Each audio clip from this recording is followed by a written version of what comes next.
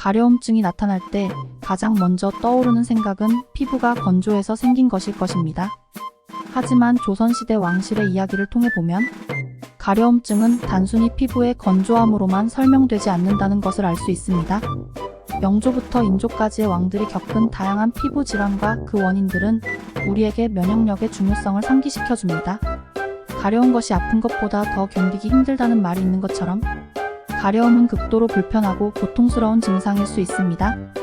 이러한 증상은 단순한 피부 문제만이 아니라 스트레스와 과로로 인한 면역력의 저하와도 연관이 있을 수 있습니다. 이는 경종의 스트레스성 땀띠 환자나 숙종의 다혈질로 인한 간 건강 저하로 나타난 간경화와 관련된 것으로 보입니다.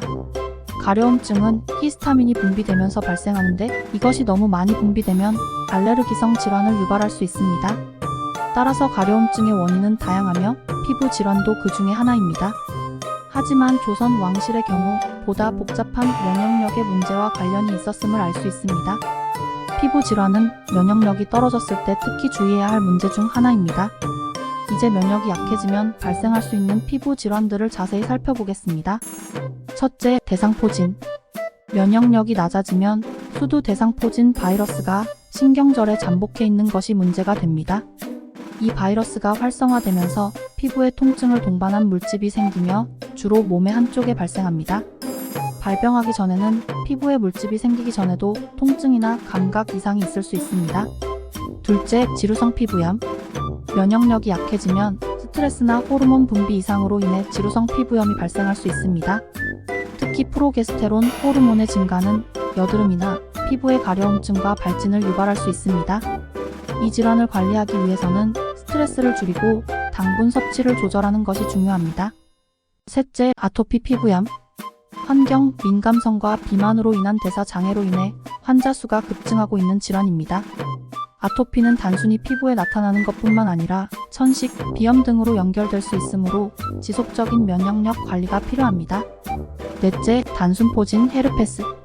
면역력이 저하되면 단순포진 바이러스에 노출될 가능성이 높아지고 이는 입 주위에 물집이 생기는 등의 증상을 유발할 수 있습니다. 건강한 생활 습관을 통해 면역력을 강화하면 바이러스의 잠복기 상태를 억제할 수 있습니다. 다섯째, 건선. 이는 면역 질환으로 피부의 균형이 깨져 건조해지며 발생합니다. 또한 사막이나 무좀과 같은 질환과 관련이 있으며 면역 기능이 저하되면 이러한 질환에 더 쉽게 감염될 수 있습니다. 가려움증을 유발하는 다양한 전신 질환들이 있습니다. 간 질환이나 심장 질환을 앓는 환자들은 엔도르핀의 증가로 통증을 적게 느끼지만 가려움증을 많이 느낄 수 있습니다.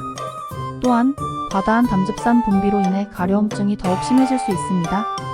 그 외에도 당뇨병이나 간 또는 담낭장애, 갑상선 기능 항진증이나 갑상선 기능 저하증도 가려움을 유발할 수 있습니다. 평소에는 면역을 잘 관리하여 피부 가려움증을 예방하는 것이 중요합니다. 이를 위해 일상적으로 쉽게 섭취할 수 있는 음식들이 있습니다. 버섯은 단백질 함량이 높아 면역력을 강화하는 데 도움이 되고 딸기는 비타민C가 풍부하여 피부 가려움증을 억제하고 염증을 예방합니다. 시금치는 미네랄과 식이섬유가 풍부하여 피부 문제에 대한 효과가 있습니다. 또한 현미는 중금속을 해독하는 능력을 갖고 있어 소화에 도움이 됩니다. 가려움증의 원인이 되는 히스타민을 줄이기 위해 단백질과 비타민 C 섭취를 늘리고 등 근육을 푸는 등의 운동을 통해 면역력을 높이는 것이 좋습니다. 특히 피부가 건조한 경우에는 단백질을 보충하여 피부 재생을 돕는 것이 중요합니다. 이러한 방법들을 통해 평소에 꾸준한 면역 관리를 통해 피부 가려움증을 미리 예방하는 것이 중요합니다. 오늘도 건강한 하루를 보내세요. 시청해주셔서 감사합니다. 영상이 마음에 드셨다면 구독과 좋아요 부탁드릴게요. 여러분의 가정에 평안과 행복이 가득하시길 바랄게요.